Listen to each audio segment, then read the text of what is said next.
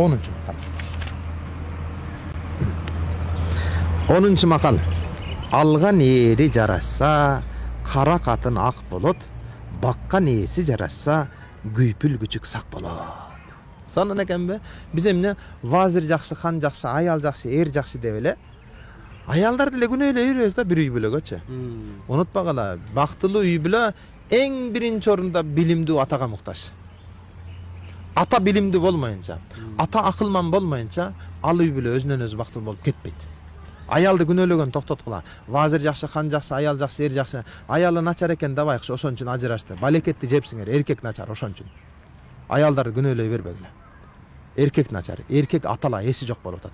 Эркек тиймен ажык, ыйлак, былтык болуп атат, ошон үчүн болуп атат. Ошондон эмне кылыш керек? Муну макалдан эркектер сабак алгыла. Алган эри жараса, кара катын ак болот. Эркекке байланыштуу ал. Кара катынды да ак кылат деген сөз бу. Эркекке байланыштуу. Берки макалды унуткула болду. Вазир жакшы, хан жакшы, аял жакшы, унуткула болду бул макалды. Эркектер муну макалды жаттап алгыла. Алган эри жараса, кара катын ак болот, баккан эси жараса, күйпүл күчүк сак болот. Демек бактылуу үй бүлө биринчи билимдүү атага муктаж. Аялды күнөөлөгөн токтоткула. Анткеничи аялды багыш, аялды жедириш, аялды ичириш, аялды ооруп калса ден соолугун каратыш, аялды кийинтириш, мунун баардыгы эркектин вазифасы. Аялдын вазифасы эмес. Эркектин вазифасы. Эркектер аялыңды бага алсаң, жедире алсаң, ооруса ден соолугун каратасаң, ушулардын баарына чыдасаң, үйлөн, болбосо бар эрге тийип кетсең дагы. Кополдо айтайын ушуну. Ошондон урматтуу эркектер, биз эмне болот? Аялды алып, сен жедирип атамбы, ичирип атамбы деп тигиге милдет кылып сүйлөп отурабыз. Болбойт мына бул нерсе. Эң жаманы аялын алып алып, кредит алып алып, кредитин аялын иштетип, аялына төлөтүп отурган моомда бир эркектер бар, эси жоктор бар. Ошондон болбойт. Келинди кулдай иштетип, керек болсо энесинин кредитинен бери төлөтүп аткан келинин иштетип аткан толтура үй бүлөлөрдү билем мен.